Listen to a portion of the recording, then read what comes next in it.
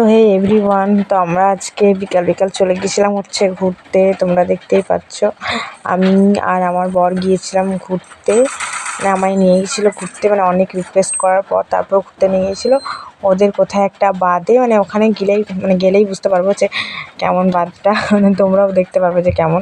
যেহেতু ভিডিওটা করেছি আগে, তারপর ভয়েস ওভার দিচ্ছি, তো সব কিছু জানাই আছে। তারপর বলছি মানে এমন এক জায়গায় নিয়ে গেছি, কি আর বলবো, বলার কোনো ল্যাঙ্গুয়েজে খুঁজে পাচ্ছি না। তো এখন যাচ্ছি কিন্তু যাওয়ার সময় হচ্ছে যে ব্যাকগ্রাউন্ডটা মানে প্রকৃতিটা খুব ভালো ছিল, দেখতে দেখতে ভালো লাগছিল যেতে।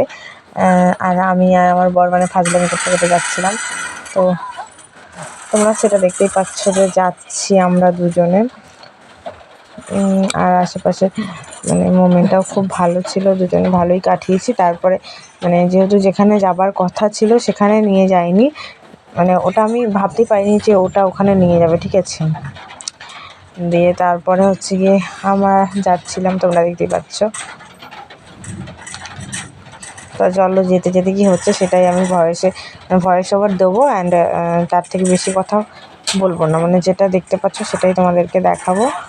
আমি এখানে বেশিরভাগ মানে দেখানোর চেষ্টা করছিলাম যে এখানে মানে চারপাশের যে ওয়েদারটা ছিল সেটা ভালো ছিল।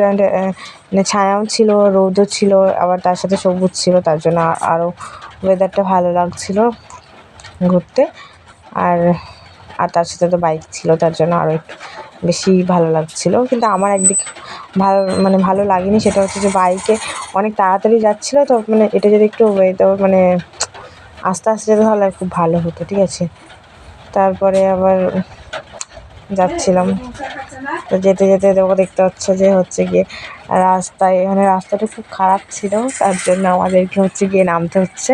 তারপরে রাস্তাটার কি অবস্থা দেখো, শুধুমাত্র মানে আমি এখানে ভয়েস ওভার দিচ্ছি আর আমার সামনে সবাই বসে আছে, তার জন্য একটু হেসে দিলাম। আর আমাকে পর্যন্ত গাড়ি থেকে নামালো, তারপরে আমাকে হাঁটতে হাঁটতে যেতে হয়েছিল ওই যে খারাপ রাস্তাটা। আমি কোনো রিস্ক নিতে চাইনি, কারণ কি হচ্ছে নতুন গাড়ি কিনেছি, আবার নতুন নিয়ে আবার যদি ফেলে দেয় তাহলে সমস্যা হয়ে যাবে।